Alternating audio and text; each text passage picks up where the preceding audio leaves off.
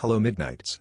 Up next, George Leonard's Somebody Else is on the Moon, exploring the moon's hidden inhabitants.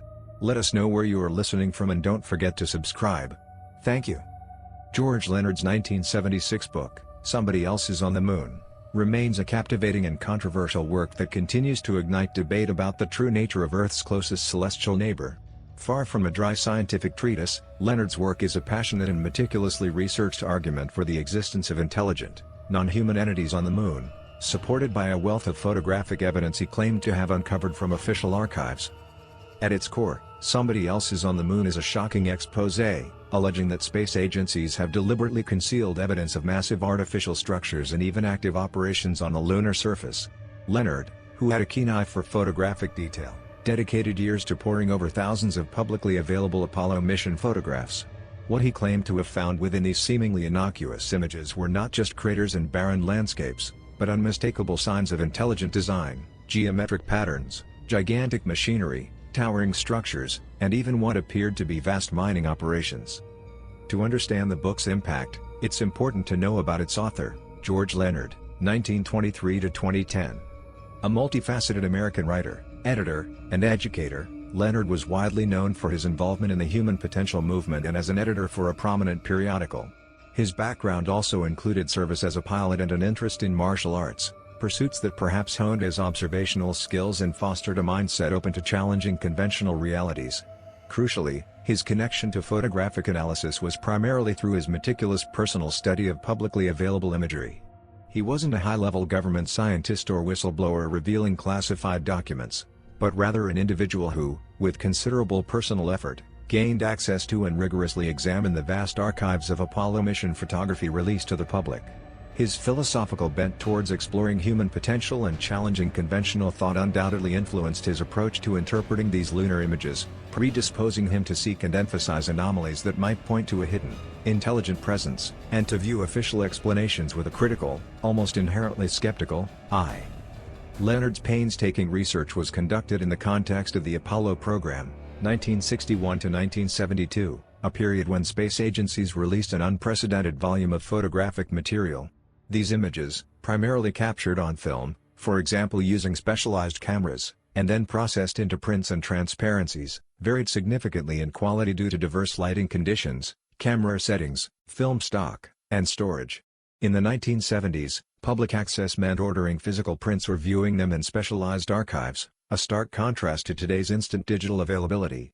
This manual, painstaking process, requiring hours of focused examination with magnifying tools, gave Leonard a unique, intimate familiarity with the material. However, it's also critical to acknowledge the technological limitations of the era. The resolution of photography from the Apollo missions, while groundbreaking for its time, wasn't always as high as modern satellite imagery. This inherent lower resolution often introduced ambiguity, making the precise nature of distant or dimly lit features difficult to discern and potentially contributing to the perception of patterns where none truly existed. Digital enhancement tools, now widely available, were either primitive or entirely non-existent for the general public then, meaning Leonard relied on analog methods that could, inadvertently, introduce or amplify perceived details. Leonard's methodology was simple yet compelling for his argument. He would meticulously zoom in on details within the photographs, often employing traditional darkroom techniques like contrast enhancement, dodging, and burning to bring out features that were otherwise overlooked or dismissed as natural formations. He wasn't just looking for vague shapes, he sought out sharp angles, straight lines, regular repeating patterns, and shadows that implied immense height and undeniable artificial origin. His approach was not to interpret ambiguous blobs, but to highlight what he saw as clear, undeniable features that defied geological explanation, asserting that such formations could not naturally occur. The very act of meticulously examining these images, frame by frame, instilled in him a deep conviction that he was uncovering truths that had been, perhaps intentionally, overlooked by the scientific establishment. Leonard's book is filled with dozens of photographic plates and meticulous descriptions, often pointing to specific photo references to allow readers to verify his claims. He didn't just claim vague things were on the moon, he attempted to categorize and describe them with a level of detail that, for his readers, lent significant credibility. Among the most prominent and frequently discussed anomalies he highlighted were massive towers or pillars. He frequently pointed to immense, often solitary structures rising dramatically from the lunar surface, describing them as towering objects, some seemingly extending for miles into the vacuum. These cast long, sharp shadows that appeared inconsistent with natural geological formations like mountains or peaks. Unlike the irregular contours of natural lunar mountains, these towers were characterized by seemingly uniform construction, often possessing distinct geometric cross-sections, for example appearing square, rectangular, or even triangular at their bases, and seemingly tapering or having distinct sections as they ascended. Leonard proposed that these were not mere geological curiosities but colossal engineering feats, perhaps communication arrays beaming signals across the cosmos, energy conduits transferring vast amounts of power, observation posts for surveillance, or even support structures for larger, unseen constructs above the lunar surface. He often highlighted how their perfectly straight, defined shadows defied the expected natural contours of lunar craters and mountains, suggesting a deliberate, upright construction, sometimes even pointing to what looked like internal bracing or segmented construction within these towers, further implying manufactured design. The scale he attributed to these structures was often staggering, suggesting a civilization capable of terraforming or at least profoundly reshaping a planetary body. He also detailed what he interpreted as geometric cities or bases. Far from random clusters of rocks or impact debris, these appeared as vast, organized complexes resembling terrestrial cities or elaborate military bases. These cities featured interconnected structures, precise right angles, and a remarkable regularity of spacing that, to his eye, screamed intelligent design. He theorized these were sprawling living quarters, industrial centers where lunar materials were processed, or sophisticated command facilities. He noted how these complexes often appeared partially submerged or intricately integrated into the walls or floors of massive craters, suggesting either a mastery of subterranean construction, or the modification of existing large geological features to serve as protective envelopes. He would frequently highlight repeated patterns of seemingly artificial blocks, rooms, or buildings, suggesting a pre-planned layout rather than chaotic natural deposition. Some appeared to be covered or partially hidden, implying a deliberate attempt at concealment, perhaps using camouflage techniques to blend with the lunar surface when viewed from orbit, a testament to the advanced nature and cautious approach of these presumed inhabitants. One of Leonard's most striking claims involved colossal pipes or conduits. He showed images that, to his eye, depicted enormous tube-like structures or networks extending for many miles across the lunar plains and even traversing rugged terrain, seemingly defying topography. These appeared to be artificial conduits, reminiscent of massive pipelines on Earth, but on a grander scale. He speculated these were perhaps for transporting crucial materials harvested from mining operations, conducting vast amounts of energy, or even moving gases or maintaining atmosphere if the beings possessed environmental control capabilities in vast enclosed spaces. The sheer size of these alleged conduits suggested a need for moving immense quantities of something across the lunar surface, pointing to complex operational logistics and a high level of engineering prowess. Some sections even appeared to be elevated on supports, casting shadows that confirm their raised nature, suggesting a deliberate overhead transport system rather than a natural depression. He sometimes described branchings or junctions in these pipe systems, indicating a network rather than isolated features, suggesting an integrated infrastructure for a vast lunar operation. Furthermore, some photographs, according to Leonard, revealed undeniable patterns of disturbances on the lunar regolith resembling massive, wide tracks left by enormous machinery. These tracks, unlike the irregular patterns of natural seismic shifts or micrometeorite impacts, often ran in perfectly straight lines or consistent, wide curves for considerable distances, suggesting deliberate movement and directional control. In a few particularly compelling instances, he even claimed to identify what looked like colossal vehicles, possibly mobile excavation equipment or transport systems, at the end of these tracks, or even within the tracks themselves.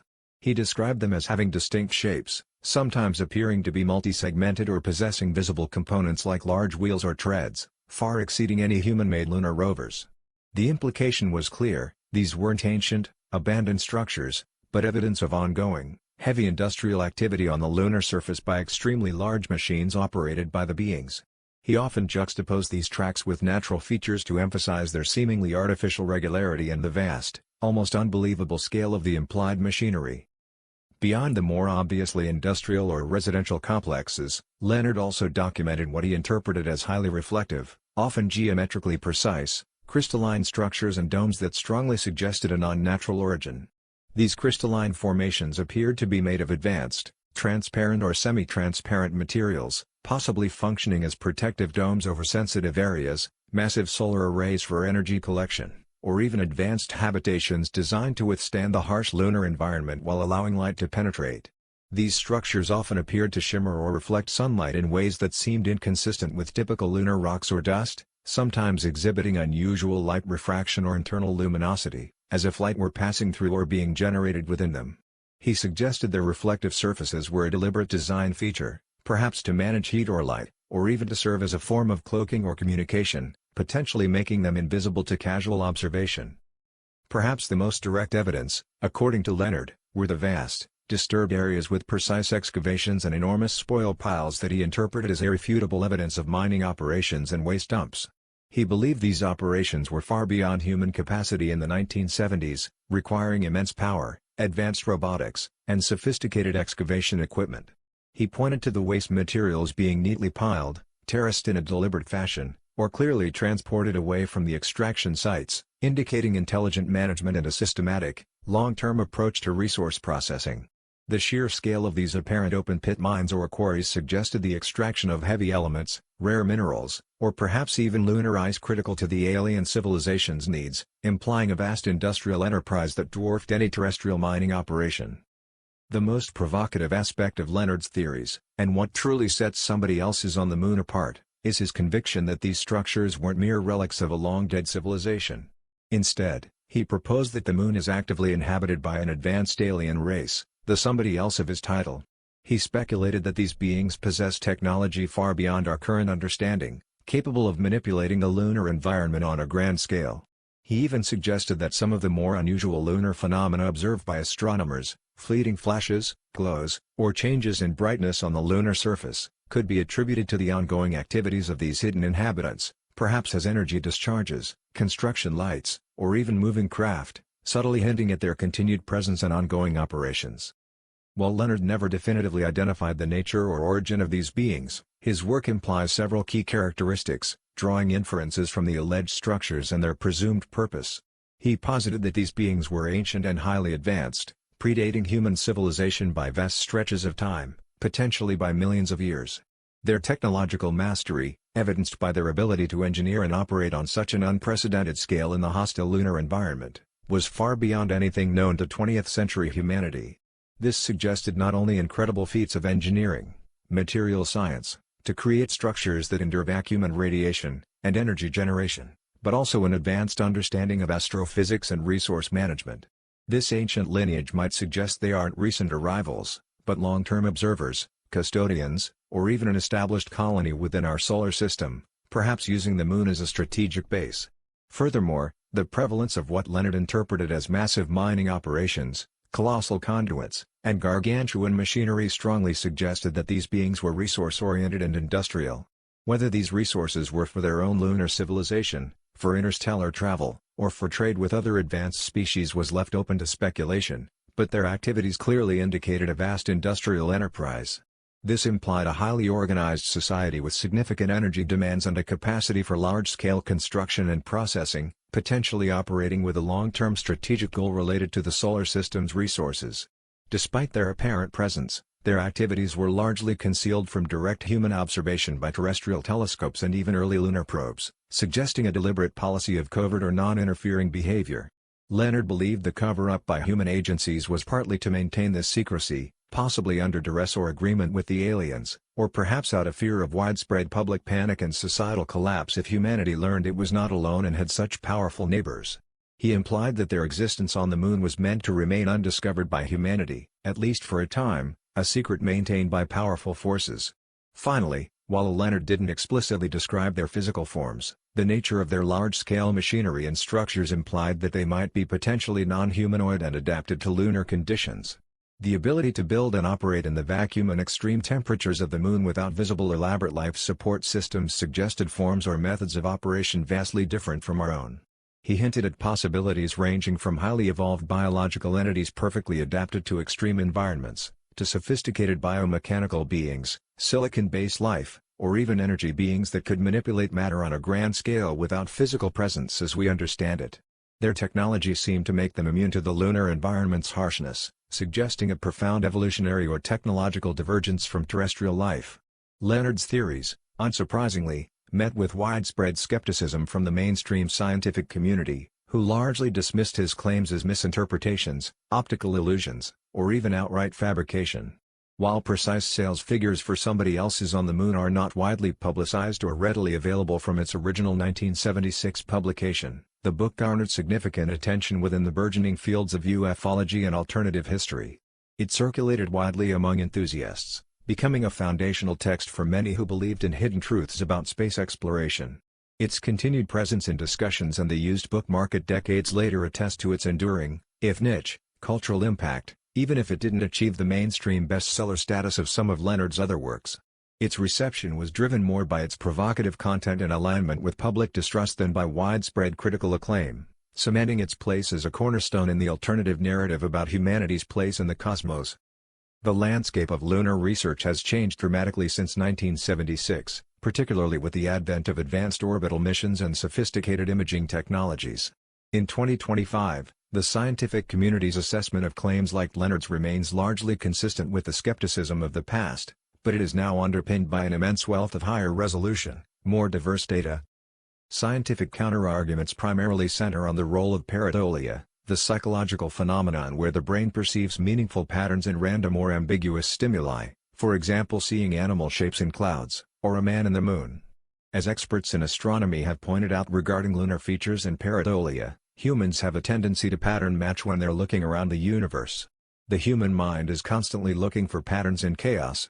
They highlight how evolutionary pressures wired our brains to quickly identify patterns, even if false positives, a trait that can lead to misinterpretations when viewing ambiguous images.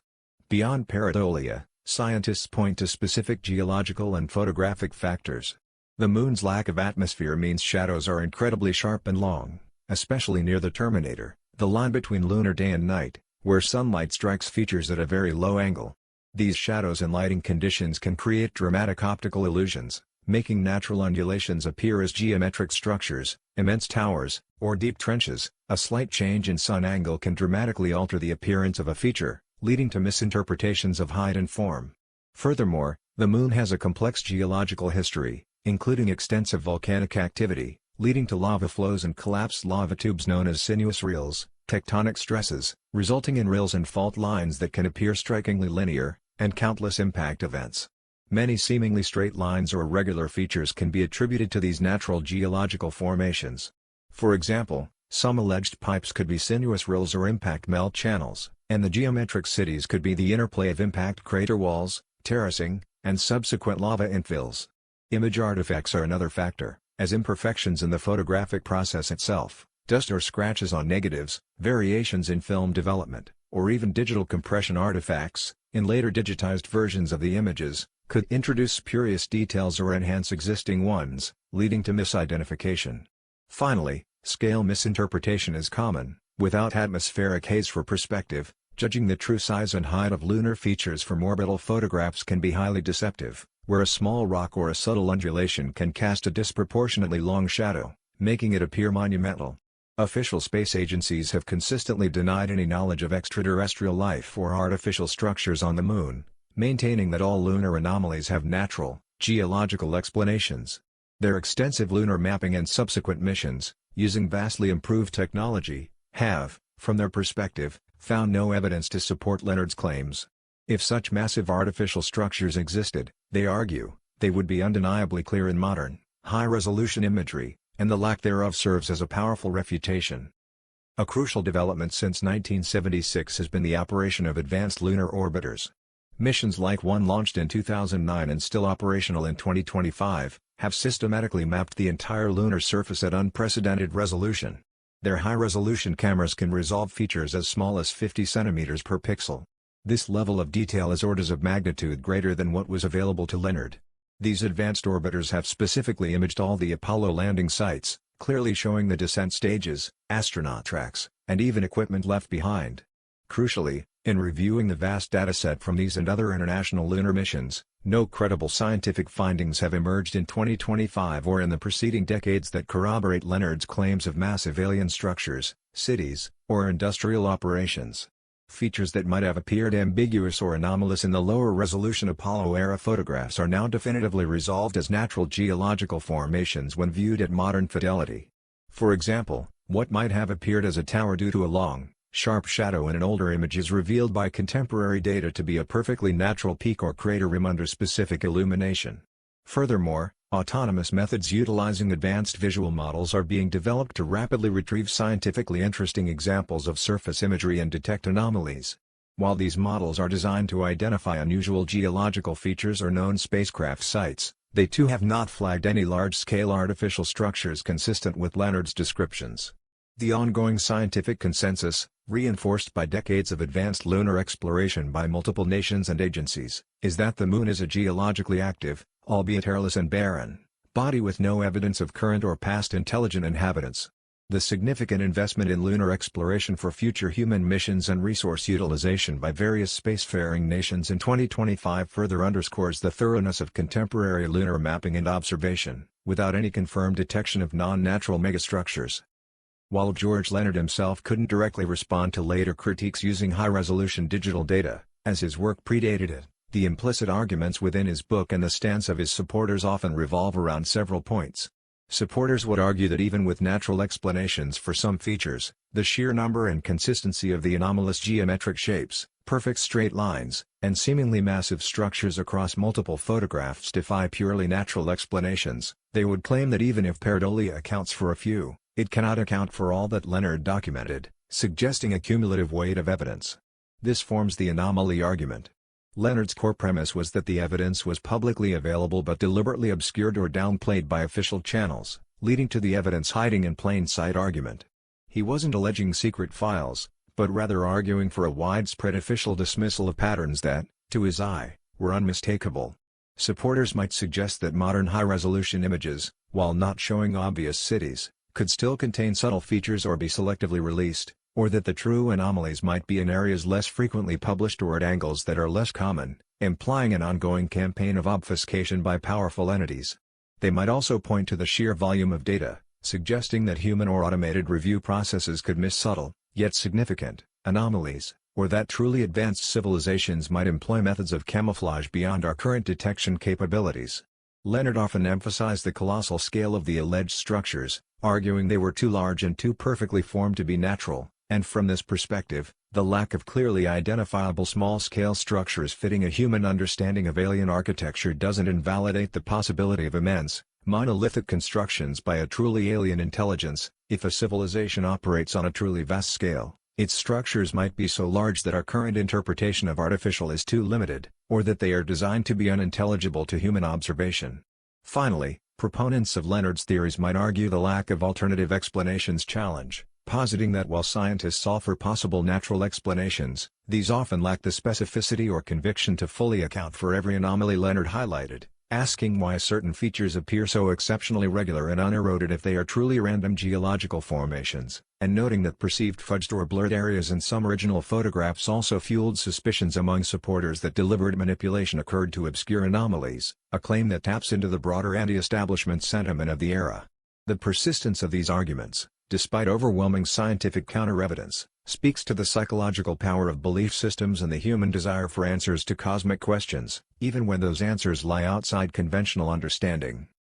Somebody Else on the Moon did not emerge in a vacuum, as its publication in 1976 coincided with, and deeply tapped into, several powerful historical trends and societal undercurrents in the United States and globally.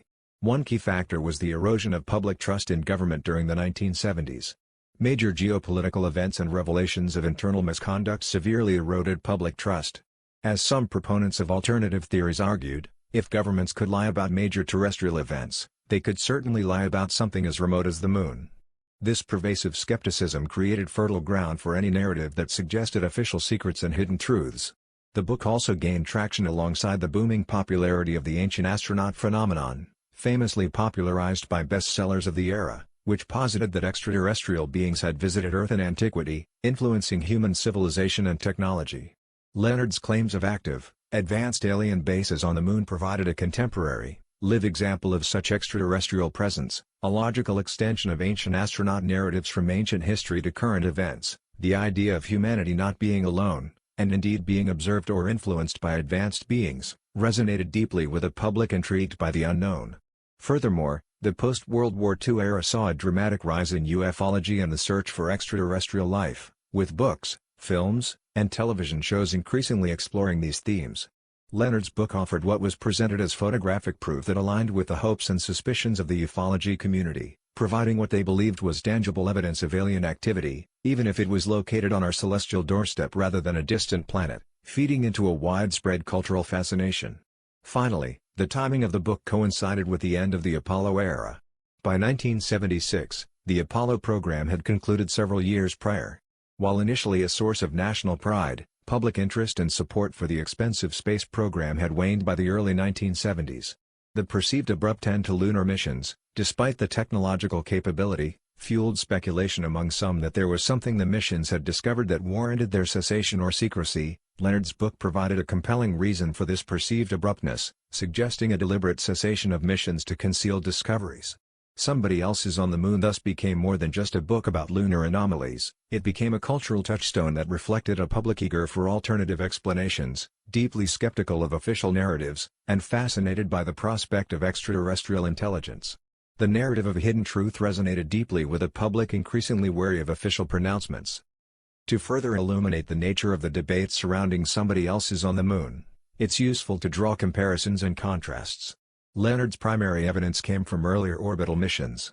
While revolutionary for their time, these photographs, often film-based and taken from varying altitudes, presented challenges. In stark contrast, modern lunar orbiters, operational for over a decade by 2025, provide continuous, high-resolution digital imagery of the entire lunar surface. Their high-resolution cameras can resolve features less than a meter in size, and if Leonard's towers or cities were genuinely miles wide, they would be undeniably visible and strikingly anomalous in this contemporary data. The fact that the scientific community, using these vastly superior tools, has not corroborated his claims is a major point of contention for critics, highlighting the comparison between past and present lunar imagery capabilities. Leonard's work exists at the intersection of scientific inquiry, examining photographic data, and conspiracy theory. The scientific method demands testable hypotheses, falsifiable predictions, and independent verification. Critics argue Leonard's interpretations failed these rigorous tests and were more akin to confirmation bias, seeing what one expects to see. Conversely, conspiracy theories often rely on the premise of hidden information, official cover-ups, and an inherent distrust of mainstream explanations, making them less susceptible to traditional scientific refutation. Leonard's book appeals precisely to this latter mindset, creating a stark contrast between scientific skepticism and conspiracy theories. The common perception of a man in the moon is a prime example of pareidolia, where natural variations in lunar mare, dark planes, are interpreted as a human face, generally understood as a harmless optical illusion. Leonard's claims, however, elevate pareidolia to an extreme, arguing that what appears as vast industrial complexes are not illusions but definitive proof of intelligent, non-human builders. The contrast lies in the leap from recognizing a simple pattern to asserting a complex, active civilization, highlighting a comparison in the interpretation of pareidolia. Leonard's self-identification as a photographic analyst lends an air of expertise. However, professional photogrammetry and remote sensing, as practiced by planetary scientists, involve rigorous calibration, geometric correction, and stereoscopic analysis to accurately interpret terrain and features. Critics would argue that Leonard's enhancements were subjective and lacked the controlled methodology of scientific image analysis, leading to misinterpretations not found by trained specialists adhering to stricter protocols, thus drawing a contrast between professional and amateur photographic analysis. Lastly, Leonard's theories are not unique, as throughout history, various individuals have claimed to find evidence of artificial structures on Mars, for example the face on Mars from certain imagery, or other planets. Leonard's work follows this trend but gains particular poignancy from its focus on our closest neighbor and its reliance on images from iconic space missions. These similar claims across different celestial bodies highlight a persistent human desire to find life beyond Earth, even in the face of natural explanations, establishing a comparison with other alien base claims. Even decades after its publication, Somebody Else's on the Moon continues to spark discussion within fringe science communities and among those who remain skeptical of official explanations. While the scientific consensus remains firmly against his claims, Leonard's work serves as a powerful example of how individuals can challenge established paradigms and encourage a deeper look at seemingly familiar realities. His book contributed significantly to the alternative history and hidden truth genres, inspiring countless subsequent researchers and authors, and influencing popular culture's portrayal of lunar mysteries. It underscored the idea that humanity might be limited in its perception and that profound secrets could be hidden in plain sight, possibly even by those tasked with revealing them. Whether one believes his startling conclusions or not, George Leonard's book undeniably prompted a generation to look at the moon with new eyes, to question what we are told, and to ponder the profound possibility that we might not be alone, even on our very own doorstep in space.